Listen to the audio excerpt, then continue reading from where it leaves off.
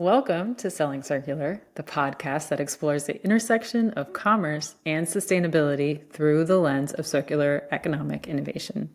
Today, we dive back into circular economy efforts in the apparel and fashion industry, and we examine a growing movement of brands who are embracing circular principles. They're thinking about designing out waste, keeping materials in use, and regenerating natural systems. I'm Sabira Lakhani, VP of Product at Reaply. And I'm Gar Punnett, CEO of LoopLayer. Thank you for joining us as we continue to interview these entrepreneurs and industry leaders. And this is our final episode of Season 3. So we've been uncovering innovative strategies and real-world examples of businesses that have been integrating these circular principles into their operations. Woo! Season 3. That's cool. New listeners, if you're joining us at the end of Season 3, hit subscribe because hint, hint, we're going to come out with another season. Oh, we're doing another one? We decided that? We're going to keep this going? Okay, that's good. I think okay. We decided. Good. We decided that. If you want to support our growing circular economy movement, if you like these conversations and want to encourage circular economy practitioners to join us and you want to hear from them, hit subscribe. You can reach out to us on LinkedIn. You can also visit our new website, sellingcircular.com. And the important thing is to be part of the community. We want folks to engage with us and with others so that we can advance the circular economy. Yeah. What we're talking about today, we're talking a little Cotopaxi. I had to break out, again, I'm going to name drop her, and she loves it when I do, Callie. Yeah, she has this Callie. nice windbreaker here from Cotopaxi. I wanted to highlight this. Oh, it's beautiful. Because, again, this is what people probably see when they recognize the brand, that it's kind of the patch block work of color blocking. I wasn't totally using the right terminology, but color blocking on this windbreaker is what Cotopaxi's kind of been known for, in that type of retro-ish look, but very modern approach to their clothing. And apparently they're really in the outdoor space. This style is, you might not necessarily wear it to a wedding or to a maybe even like a professional networking event. But if you're out and about hiking, camping, I'm sure you'll see a lot of Cotopaxi in the real world. Yes, it's one of my favorite brands to actually really look through their programming from a circular economy perspective, and that's exactly what we're diving in here. It is no surprise to any of our listeners, and maybe if you're joining us, is the fashion world has been notoriously wasteful, and with fast fashion contributing to even more environmental degradation and social issues, we are trying to really cultivate this community that tries to take a look at this a little bit differently. So at Selling Circular, we've been so fortunate to have a front row seat to all of our amazing friends and colleagues who have been working at these innovative companies, trying to rethink the entire life cycle of clothing, considering Deadstock textile use, take-back programs, recycled materials, and even repair services. But truly impactful change requires going beyond sustainability initiatives to really embed activism and social responsibility into a company's core purpose. And so how can you really use business as a way to drive positive change on issues like climate, poverty, and even social justice? This is what we're kind of getting at when we talk to Annie. And that is not an easy thing to answer. So We were thrilled to talk to and meet Annie Agle. She's the Vice President of Impact and Sustainability at Cotopaxi, leading fashion brand. And it was really, as I hinted at, it was really great to hear from an outdoor gear and apparel company. The company was founded in 2014, and it was founded with a mission of creating sustainably designed products, fueling both adventure and global change. The company is also a certified B Corporation, and essentially what we heard from Annie is that they have sustainability and social impact baked into their DNA, which was really refreshing. Well, what I loved about in that conversation too is how you can feel the passion. It comes through. So, yes. Yeah, exactly. And so she's been with the company for 6 years. She's been shaping the company's initiatives, and she's really been focused on ethical manufacturing, material innovation, and poverty alleviation, which as somebody who has lived and worked in India, I think poverty alleviation often gets left off the table, or we don't talk about labor enough in the context of circular economy. And I think Annie was like, she was front and center about it, which was, I loved. And so we're happy to hear about her expertise and her insights on how business can be that catalyst for good.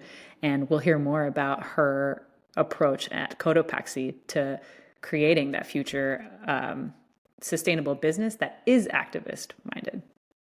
So over to Annie. When doing some of the research, it was fun to do the research on you, fun to do the research on Cotopaxi. We have a lot to talk about in terms of the programs that you all have developed to not only internally think about reuse and circular initiatives and sustainability initiatives, but how to communicate those initiatives to your consumers. I've got how you all think of sustainable materials and really trying to repurpose and think of recycled materials. I've got trade-in programs, your Deadstock program, Guaranteed for Good program, and then your Mas Vida program, and then most recently, your Renovo line, which kind of incorporates all of those.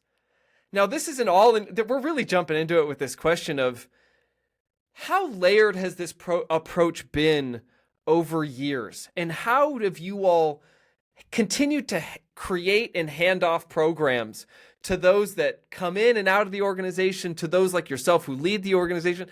What has that been like? How do you even start when you're advising or even talking to people on where do you start with building these programs from a company that has so many of them and it's doing great work? Sure. A lot of questions and points to explore there. Oh, yes. Oh, yes. In terms of getting started, I would say get started with what you can move on and what's going to move the needle. This is where GHG, global greenhouse gas reporting, really starts to pay off.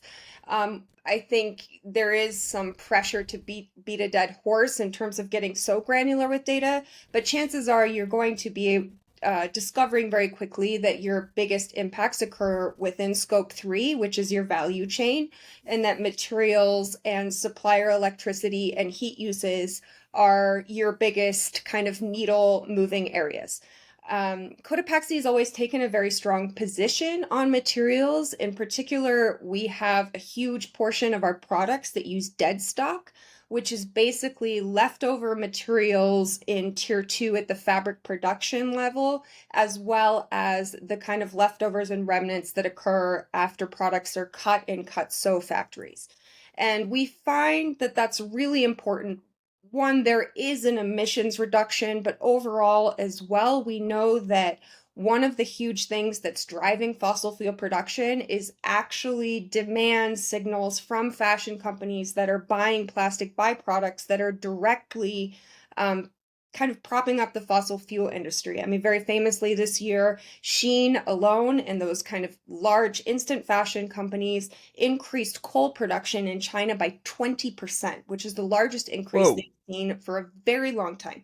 And so using Deadstock is a really important transition, I think, away from this kind of coupling between apparel and oil. I think it's a really important transition, and I do think we need to move in the direction of natural fibers and the next generation of bio-based materials.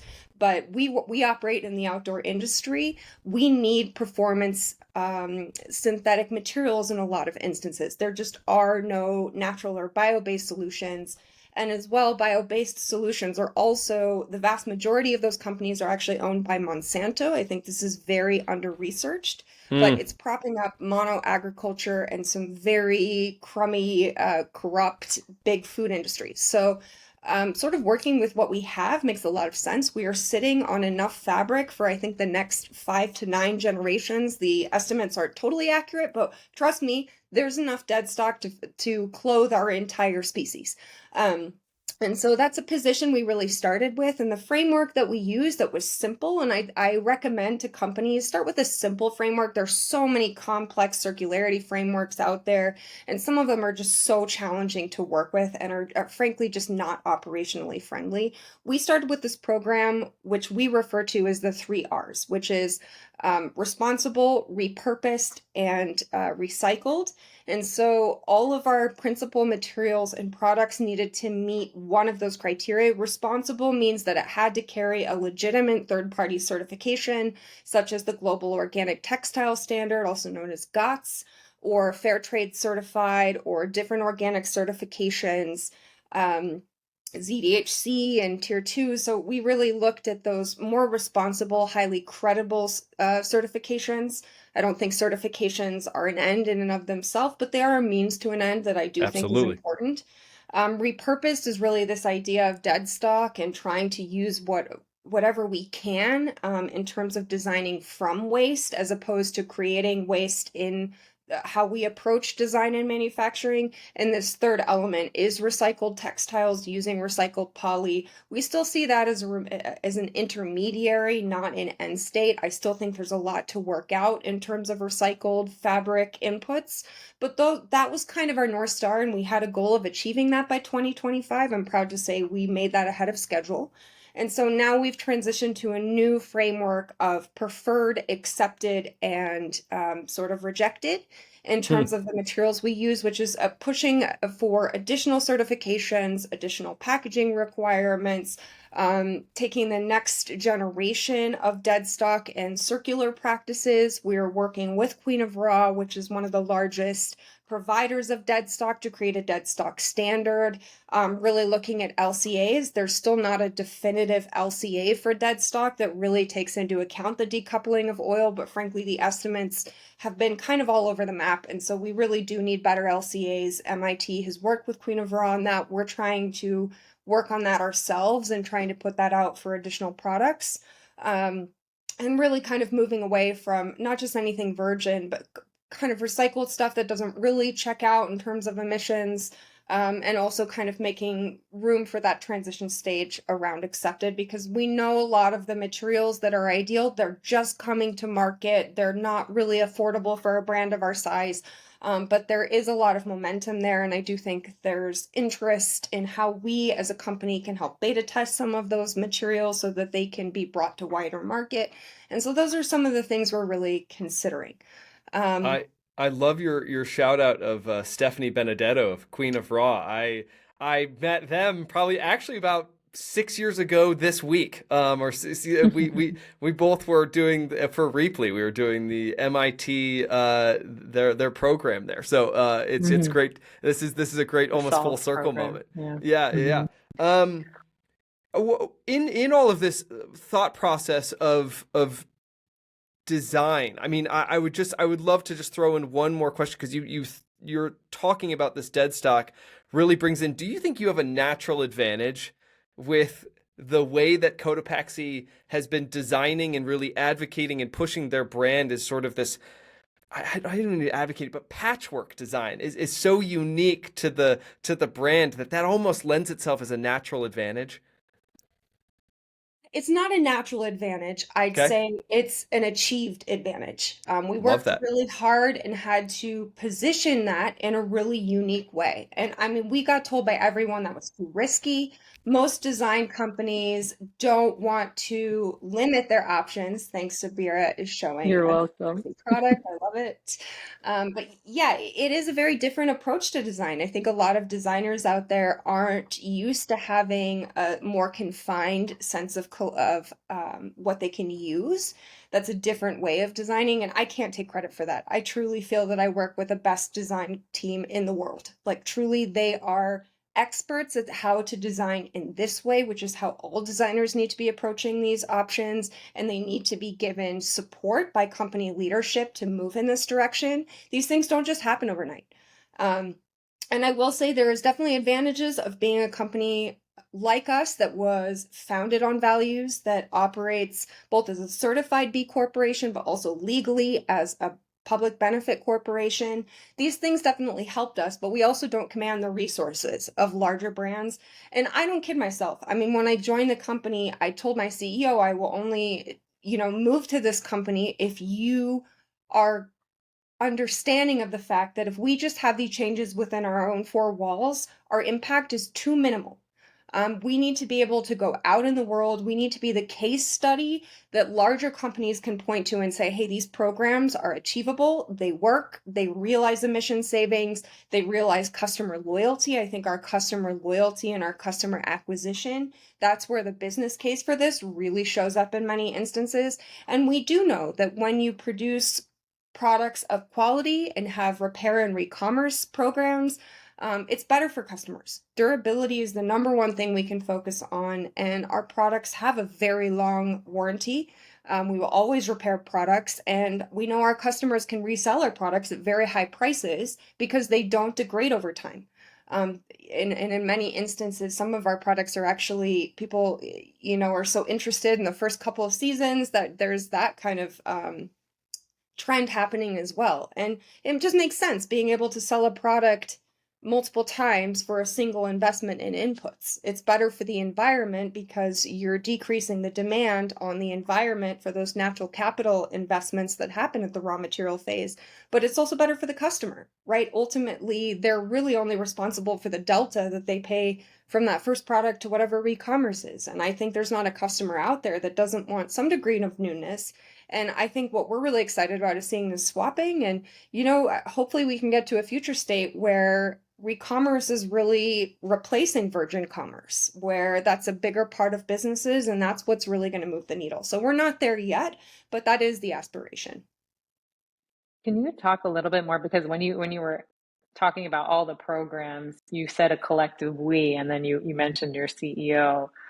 What was that journey like of kind of saying that, okay, we need to have a wider impact than just our company? And we find that when rubber hits the road and there is an impact on the financials, when you're pursuing these circular projects, there's even just like a fear, right? Of like, what is it going to mean for my business in this unknown world, or where we're experimenting or trying something? So tell us a little bit about that journey with him.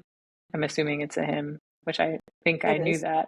I think I Unfortunately, knew it's that still a already. safe assumption. But listen, I got so lucky in our leadership, and one of the reasons I sort of left capital C capitalist consulting and moved to a B corporation is I just felt strongly at that moment in our career, if you don't have leadership alignment, you don't have anything. You can bang your head against the wall. You can take all these great programs and ideas that are going to positively future proof your business, but they just don't go anywhere. And so I was very fortunate that it was never a why or if at Cotopaxi, it was always a how.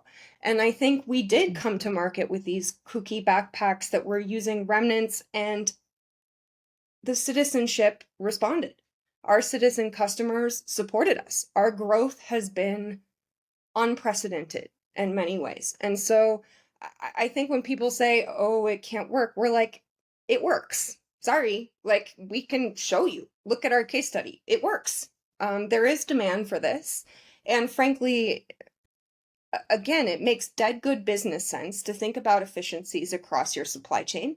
Coal prices are extremely volatile. I think that's under discussed in our industry, is how volatile coal prices are. When people are talking about unstable and volatile margin prices, there's this disconnect in terms of the relationship between that and coal and oil prices. I mean, our industry to a certain extent lives and dies by inventory management and margins and inventory management are directly tied to fossil fuel energy systems. So from a business sense, if you can start decoupling from that volatility, it makes dead good business sense. And frankly, regulation is here. It's not an if, it's a what that looks like. And either you're positioned to deal with that as a business, or in Q1 of 2026, you're going to be on the hook for EPR fees. Extended producer responsibility fees for anyone who's listening, right? California, New York, there are 10 other states enacting this. The EU has already done it. This isn't optional anymore.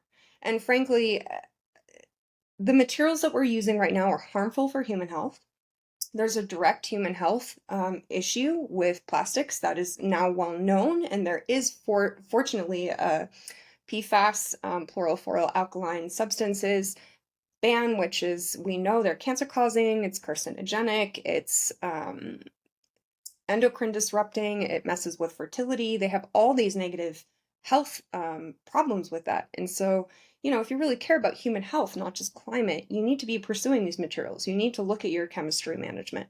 And frankly, when you trace that chemistry and materials back, the vast majority of it is going to fossil fuels. 90% of the materials used in our industry are directly propping up fossil fuels.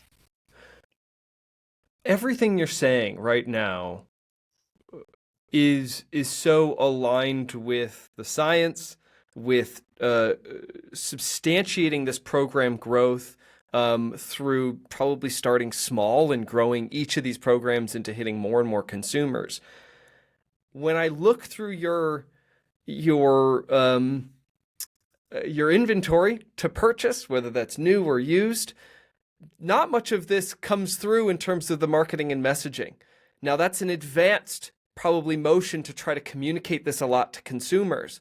But I feel as though you all are still some of the vanguards to how much you're communicating to consumers. Where does that play in the lines of marketing and conversations around marketing and how you talk about all of this passion behind the choices you all are making and what you think those end consumers are caring about to hit buy or at least support the brand? Because there's so many meetings that go into and copywriting that goes into that. Where does someone start? How did you all start? How do you think about this?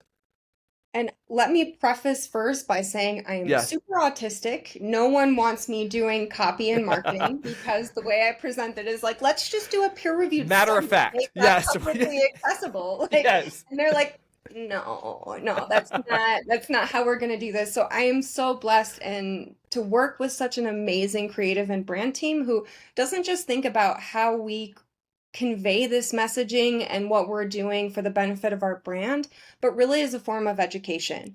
Our brand team and I are really passionate about using every piece of marketing to have at least a kind of subtle, if not like in your face sense of education where customers are like, oh my gosh, I didn't even know we needed to worry about that or think about that. And like, of course we need to do that. And like, that should be part of my shopping decisions everywhere. Like no one just buys from Cotopaxi. Obviously, customers buy particular products for different reasons based on that product performance or attractiveness or design. We don't kid ourselves into thinking that our customers are just going to shop with us. Obviously, our product assortment is smaller. And so we want to make sure that we're part of this collective of brands. And we have a lot of great peers in this space. It's obviously not just Cotopaxi. There are some phenomenal people in our own outdoor industry, but also in the fashion industry who are taking responsibilities about trying to communicate the importance and criticality of things like circularity, the importance of moving to a much better generation of fibers and dyes and chemistry. And so I think when you have that approach, it becomes more meaningful. And I think it rebuilds trust with consumers whose trust has been lost. And, for good reasons. I think people are trying to push back on that in many corporations, but I'm sorry, we lost the trust of consumers for good reasons. The way we manufactured and operated in the apparel sector is insupportable, both ethically and environmentally. These need to be changed. What I again, and I think what you're getting down is such an amazing road that it gives agency back to consumers in so many ways to say, I like this design. You're catching me on the design. And every layer a consumer will go down with Cotopaxi, whether they're getting something new, pre-loved, used, however it wants to be labeled, that as they dig underneath the surface more, that's the substantiation that it's not just greenwashing, that there's more to this, that when they look, they'll find the information that's valuable to them. And I think to your point, I tend to always lean on being like, why can't we just drive the matter-of-factness of how good this thing is? And that's not always the purchase habit. That's not always the purchase factor. So I love that you call that out. I think too, especially when you're we design and offer functional products. We know there's going to be a lot of comparison because, frankly, to make these products well means expensive outcomes, and that is challenging. It's challenging for the consumer. We know they're going to weigh different options, but we also know there's they have to consider these things. It's important. People's wallets have been strained. Economic inequality in our country is obviously so real, and it's something we track through our mission of ending poverty. Um, but there are a lot of decision-making factors. But to your point, we want to be able to start with a very zoomed out perspective, and that really starts with the product development page, the PDP pages, and we know that that's where 90% of our customers spend 90% of their time. I mean, around that statistic. I'm sure it's a Yep. little bit more specific from our e-commerce team, but you can start on the PDP. You can see where that product is manufactured. You can see what its sustainability performance criteria are. You can understand its product. You can see the warranty right there. You can shop for reused products based on that product. And if you want to go drill down, I believe like our impact report's not marketing. It's not sexy. Right. It doesn't Right. it doesn't use good copy. And I get a lot of pressure sometimes of like, can't we make this more marketing? And I always say no. This is showing receipts. Like hardcore, Mm, it is data. It is raw data that's sort of packaged in a slightly more digestible way, but it's receipts. It It's might have it's some color. It might have Yep. some color, but the data's Some there. color, we have the spotlight hits, but frankly, Yeah. like if you want to go be like, for real, is that supported? And like, yep, that's assured. It's been measured. Like every piece of data that we put on is chances are it's been assured by two people and our external consultant, right? Like we care about that. I care so much about authenticity, and authenticity really comes from being able to back up with numbers, with quantified, real transitions, convey more than anything else that you understand your business, you understand your business's negative impacts on society, and that you are solving for them. You're solving for them actively, and you're also sharing what you haven't gotten to. A lot of these conversations, it's sort of talking about what we've already gotten to. The list of what we haven't got to is greatly larger than what we have gotten to. Period. There is so much work to be done, and we're a part of that work, but it's also collective work, right? Um, mhm. and we're not there. We need as a collective corporation to bring these new materials to market. Many of them are in existence, but like that needs to be collective purchasing. I think that's an exciting frontier about particularly for brands that don't meet traditional minimum order quantities, MOQs, which really prohibits you from investing in more expensive eco materials, manufacturing with the best suppliers out there. So that's a frontier for me. And our company, I think, along with other companies, is how do you pool purchases with suppliers? I still think there's a lot of exciting things that people don't consider to be part of circularity, because the parts of circularity that we're obviously the most focused on are the touch points where our consumers engage with those programs. But there's so much work to be done in the deep work, in the deep space, and the manufacturing and the value chain space. Can you say, well, I had kind of a two-parter, which is maybe looking backwards and looking forwards. And as you were talking, I wanted to go in both directions at the same time, so I feel stuck. Um, Looking backwards, you Gar mentioned 5 different programs. If you could help us understand, like, what was the order of operations to get to this point? Like, what came first, second, third? And he kind of asked the question at the beginning, like, how did you layer on top of each other, just so that we can understand how you get to this point of collective purchasing from manufacturers? And then I would love to understand, okay, now where do you go from here as well? I think, like any company, we use the Ellen MacArthur sort of decision wheel where you start with design, you think about development, then you think about manufacturing, you think about logistics, you think about point of sale, you think about repair and return, you think about re-commerce, and you think about recycling. So I think looking across those things, I'd say we try to look and keep in mind that holistic picture while also solving for each of those pillars. And so you bite off a bit at a time. I think one bite at a time is a good way to think about circularity, but ensure that you're not just biting off one thing for one aspect of that wheel, that you're really looking at that complete life cycle of a product and its journey from conception to, final life, end of life. And I think that was our approach. And to be honest, right, we're not perfect. There's different things that we've been more or less successful. I'd say we were definitely not the first to market with Recommerce, we've always had a very robust warranty and repair, but recommerce is still kind of new for our business. I mean, I do think you just have to give props to Patagonia and their Worn Wear program. I think that was truly revolutionary, and we love those guys. I think they made a lot possible for different brands. They didn't just keep that in their own house. And I think we're in good company in our industry. We have fantastic partners that we are shared investments across brands. And so I do think, for people starting out who are like feeling like they have to design these programs themselves, that's just not true. That infrastructure is there. Those working groups are there. Reach out your own four walls, reach out to other sustainability partners and companies you feel like, oh, they're moving in the right direction. They have a similar product assortment from us, like basics, underwear, that kind of thing. Obviously, re-commerce is not going to happen. So they're invested in recycling and really thinking about what those life cycle analyses look like for the various recycling options, getting to the point where all blends can be recycled effectively, looking at the difference between, heat and chemistry recycling, right? I think it's looking at your product, finding other companies who have moved on this. Chances are that sustainability officer will take their call because one, they probably care. People in our industry actually do care. I think also, if you have any experience whatsoever in the sustainability space, you know that the only way we're going to get to a Paris Agreement achievement is through collective action. If you're moving as an individual company, one, you're going to fail. The economics kind of actually don't work. The logistics are so impossible that they're insurmountable. But if you move as a collective, these things actually become much easier and you can move on them very quickly without these massive business model changes. Those business model changes just sort of happen organically, without having to retool or retrofit your whole business for these things. It's very easy to just kind of move on these things by tapping into existing networks and existing partners. And then to that end, I mean, I think it's great advice to reach out to actively source input, advice from your peers in an organization, outside at a even competitor. Is that can you paint a picture for us who maybe aren't as well educated into the textile industry and maybe the collaborations involved or that already exist? But can you paint a picture for even somebody who's even maybe in the industry who might be intimidated about reaching out? I mean, is this an active, healthy environment where, yes,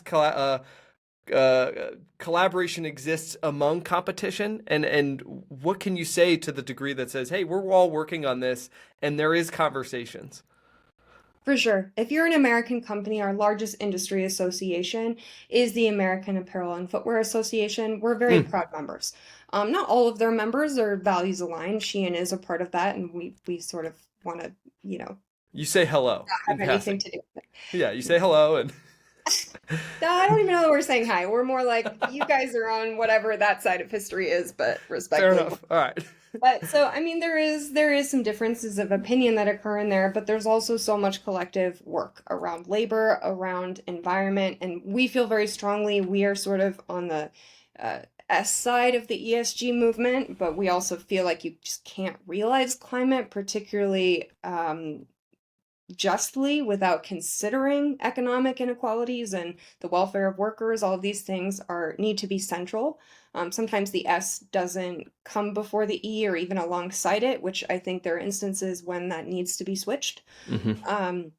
But these industry associations are increasingly hearing from their member body that they expect them to help organize collective action around renewables, around labor pressures, around policy, around regulation shaping.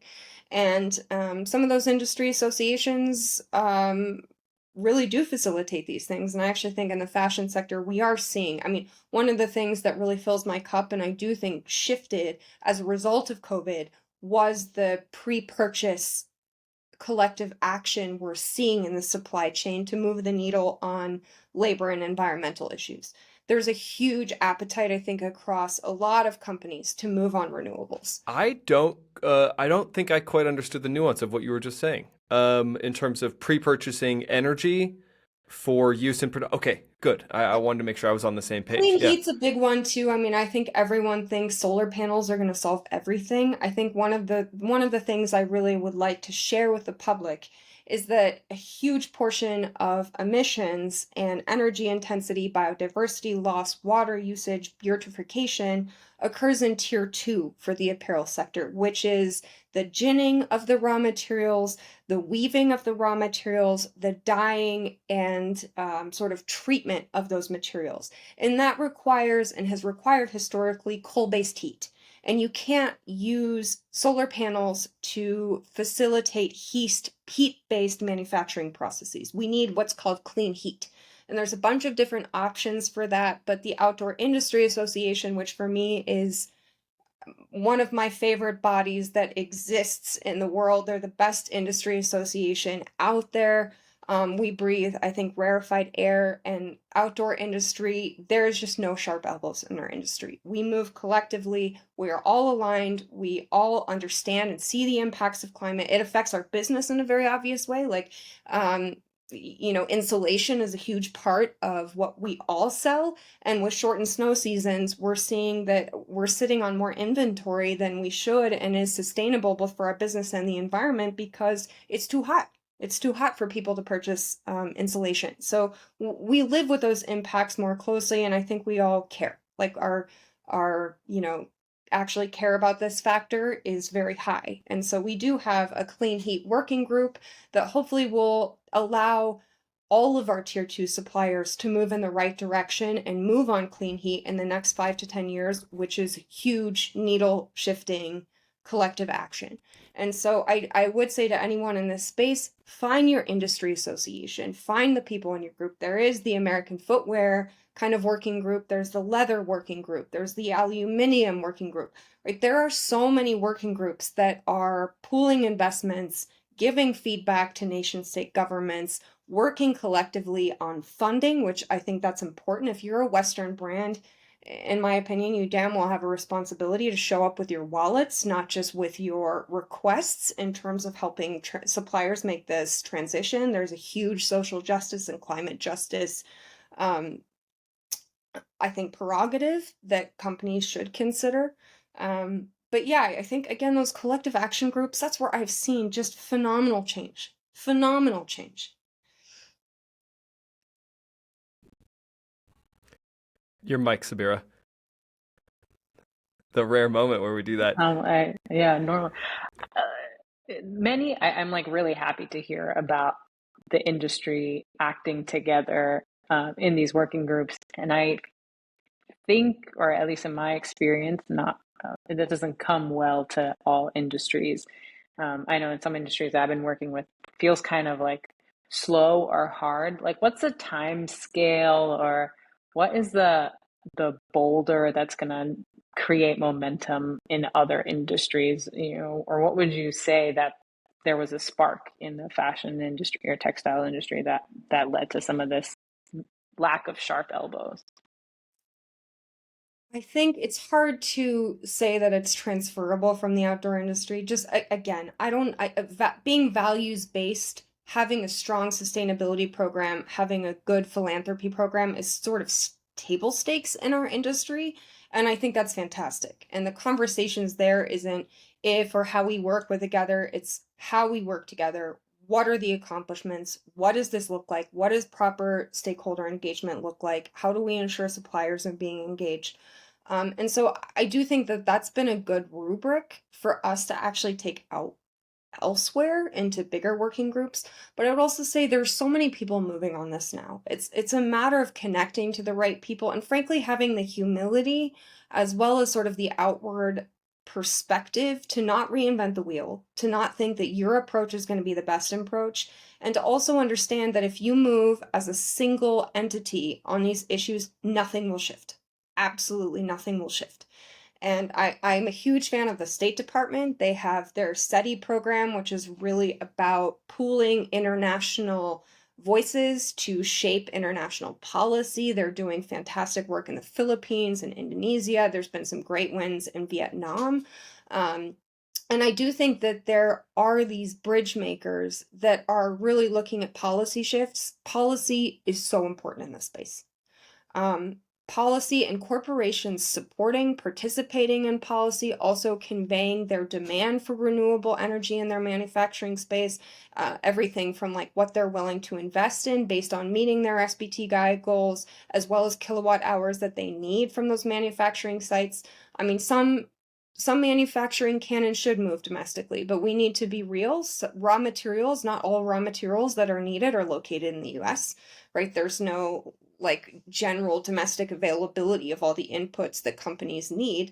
And it's not just apparel, right? It's not just a sort of a peacocking industry, which, you know, is a bit. We tend to make more functional stuff, but let's be honest about fashion's place in these things. But MRI machines, you know, life-saving equipment. And I also think that there's a lot of manufacturing that American citizens they don't want those jobs. They'd rather not have that job. You know, they could work a minimum wage job. It probably wouldn't be that much difference.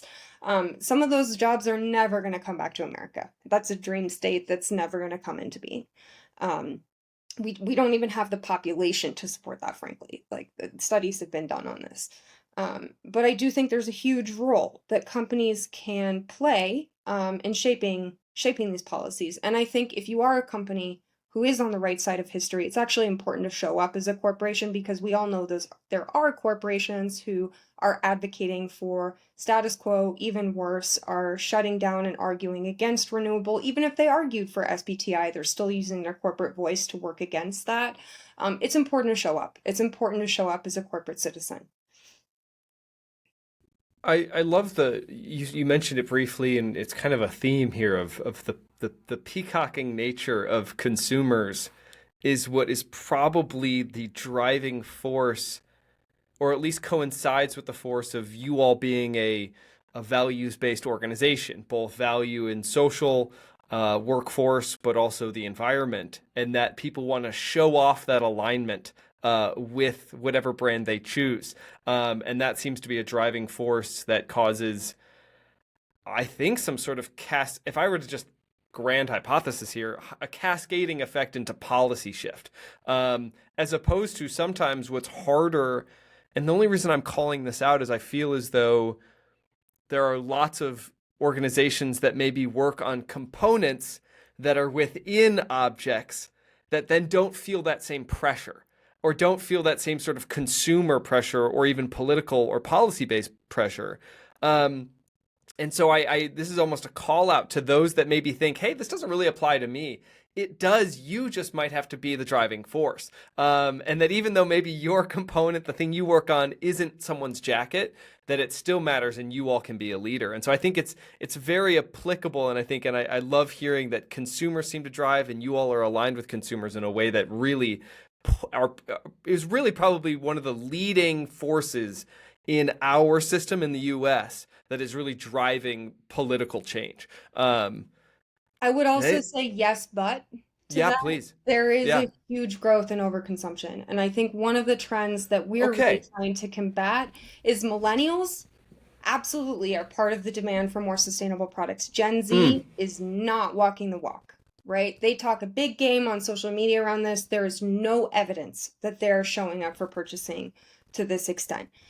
Granted, they have no economic agency yet, so hopefully they'll turn into that.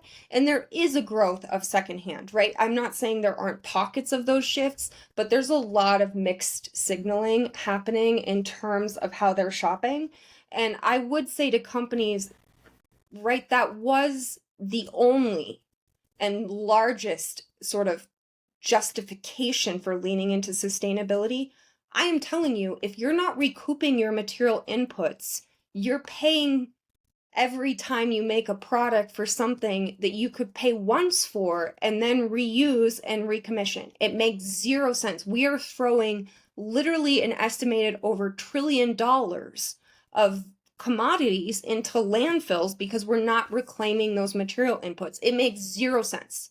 Absolutely zero sense.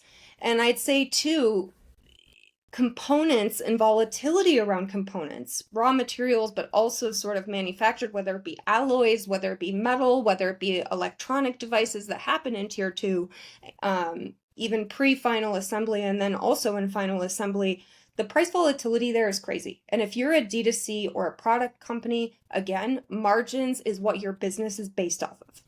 And so understanding the impacts to margin and margin volatility due to poor reclamation, poor waste streams, sort of unsupported volatile energy prices as well, right? All of these things are connected. If you want a long-term financially stable business, you must consider the implications of your inputs and not just think about consumers, thinking about business efficiencies. I mean, one way I think to reset the politicization of climate is saying foundationally it's about using a ton of stuff to creating a small amount of stuff to using a small amount of stuff to creating an abundance of stuff.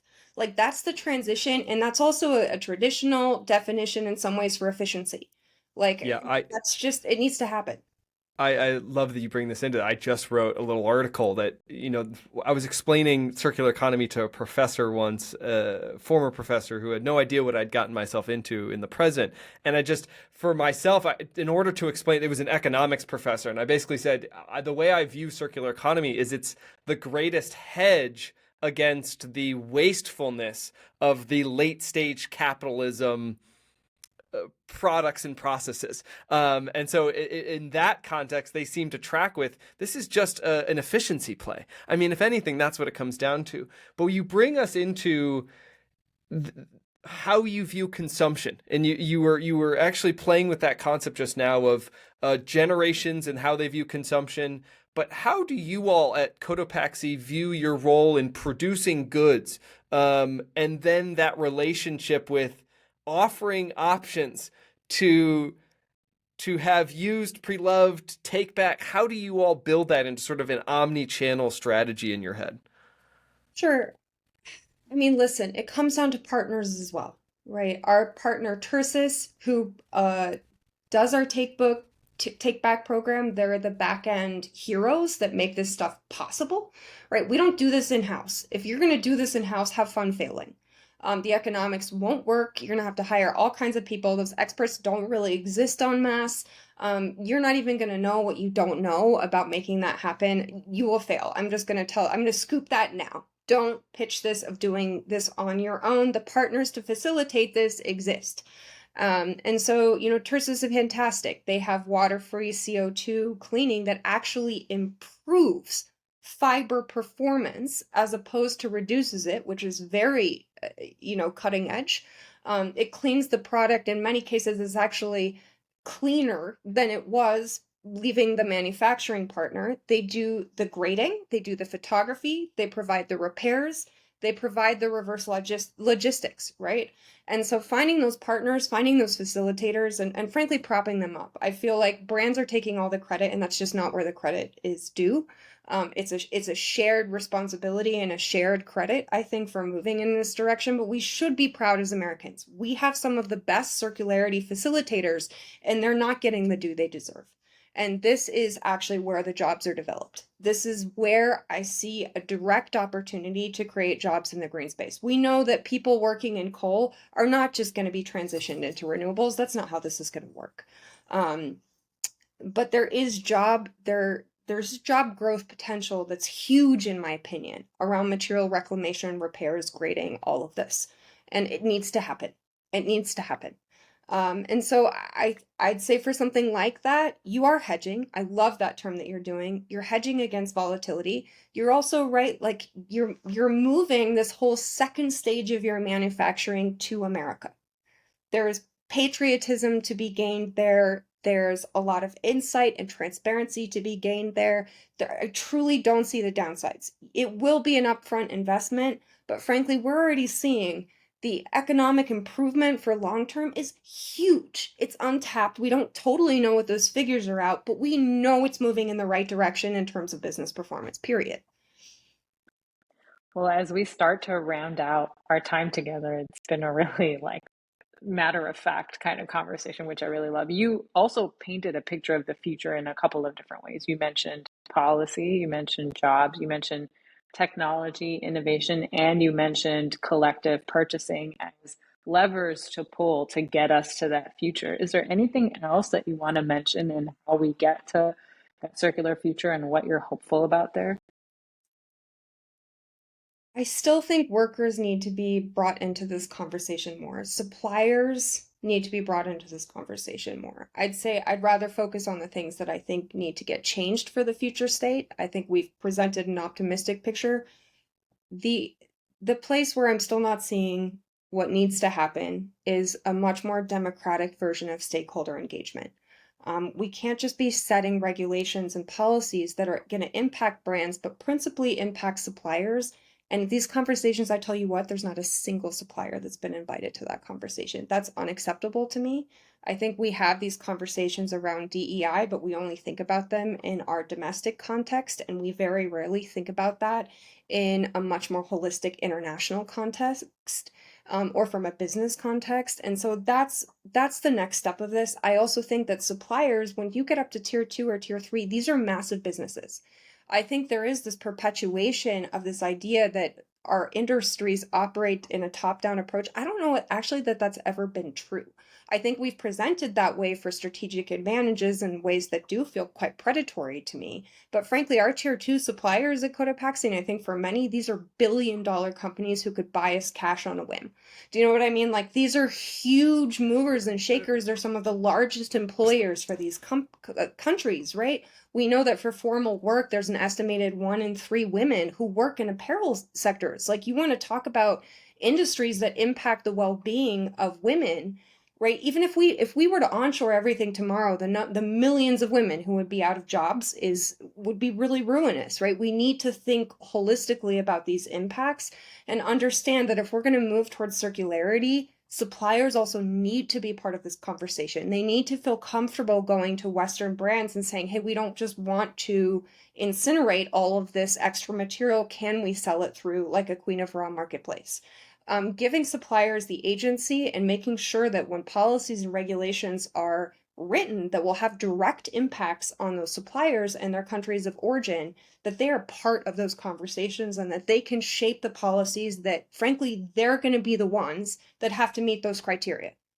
Brands are going to commission that from the suppliers, but it's the people who actually have to make circularity, climate, renewable transitions happen, it's suppliers. And I worry that they're just not there. They're not at the drawing table.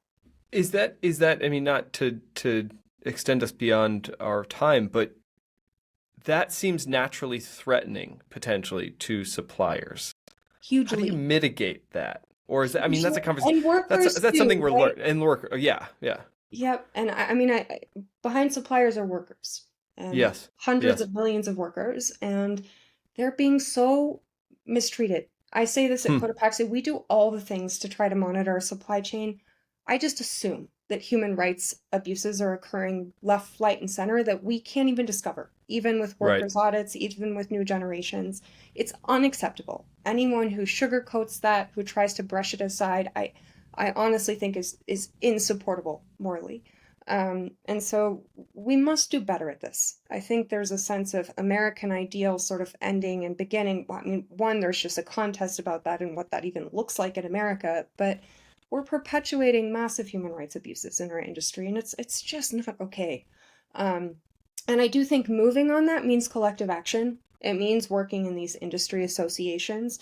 Frankly, we've been a part of a few name and shame campaigns. I love those people. I love those organizations who are providing accountability because we as a small company, a lot of times our tier 2, tier 3 suppliers don't even take a call from us. We're too small. But we're not what moves their business. And so having big brands be held accountable for this in their supply chains, and by extension, their bigger suppliers, is really important. Journalism is really important. Policy is really important. Citizen action is really important. Individual corporate action, using your voice as a corporation, right? At Cotopaxi, frankly, I I like to think that our team is doing so much more heavy lifting than we should be for a size, and that's because every one of us shows up for these conversations. So I'd say as a corporate, make sure you're using your voice, not just your sort of operations to make a difference.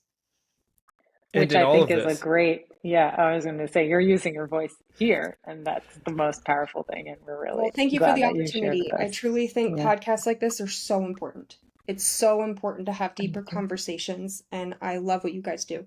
well, it's too fun on our end to learn from your voice and to learn from what you can bring to this table. So thank you, and thank you for this time. Annie, we look forward. Maybe there's a follow-up again, as always, in the future as new things come out. And exactly. Anytime. I look forward to our paths crossing in person. Thank you for the time today. Thanks for the honor of being here.